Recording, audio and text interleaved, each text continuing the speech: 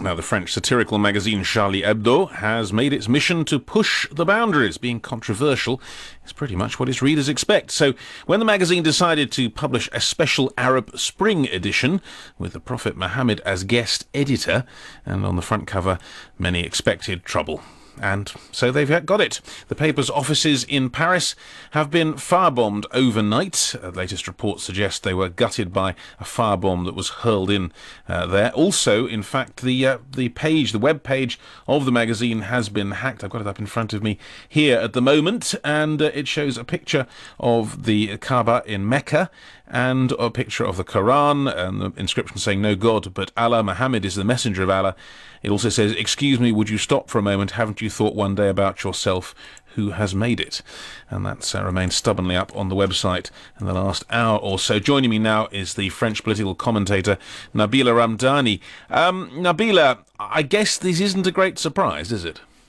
Well, no, not at all. Although one has to say, straight away that nobody would condone law breaking, and especially not arson. And, the burning of the offices took place in the 20th arrondissement of Paris, which is a highly populated area, and lives could have been put at risk by this blaze, which literally melted the entire computer system of Charlie Hebdo. But having said that, publishing any image of the Prophet is blasphemous under Islamic law, and it's very clear that Charlie Hebdo have exceeded themselves in bad taste this week. They are publishing effectively today a cartoon image of the Prophet, complete with a red nose, and filled their edition with the so-called, satirical jokes about, a peaceful religion. And what about the people who may have done this? I mean, I have to say that the hacking says hacked by MN9. Is this a known group? Any ideas as to who might have been responsible?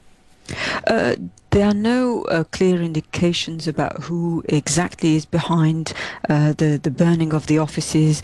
The group you're referring to is unknown in France. It might have been a group of individuals who have been particularly upset by Charlie Hebdo, reoffending, if I may put it that way. Remember in 2005 when the Danish cartoonist provoked protests across the Arab world when he published 12 satirical images of the Prophet in a Danish newspaper.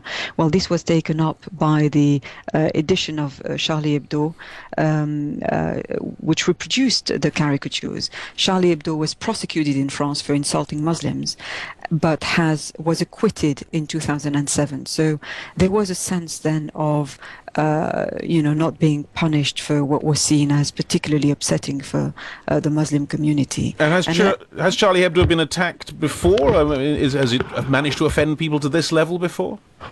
It hasn't been attacked before, but there were huge sensitivities around the publication of the caricatures of the Prophet, and it was a particularly controversial issue in France. Remember that France hosts 6 million Muslims, the biggest Muslim community in Europe, and many of them felt particularly discriminated upon at the moment, as they feel the same way at this moment in France.